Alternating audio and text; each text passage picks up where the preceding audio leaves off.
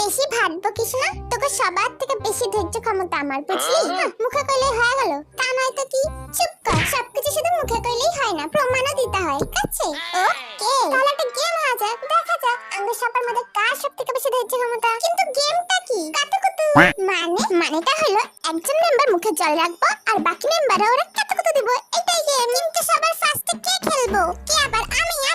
আরে নবাব সাহেবা, মুখে জলটা ঢোকা, আক্রমণ।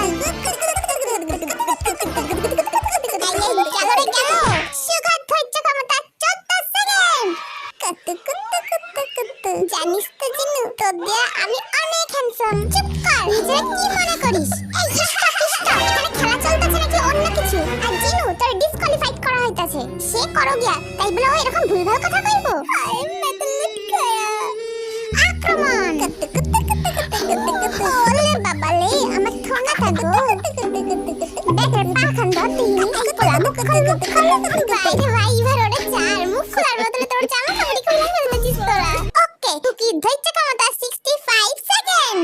শোন, তোকে লিডার চিরে হারানো অতটা ইজি না, বুঝলি? ও মা, তাই নাকি লিডার জি? আক্রমণ।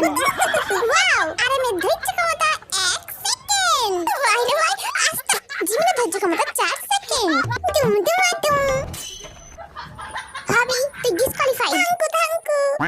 এবার খেলবো আমাদের সকলের প্রিয় তেগুয়া, আর ওরে কাতুকুতু দিব চিনু। দেখ ভাই, যা হইছে ভুলা যা, মুখে জল। No. এইটারে কয় রিভেঞ্জ, ইউ নো? এগুলা খেলা ছিল না অন্য কিছু? যাই হোক, আজকে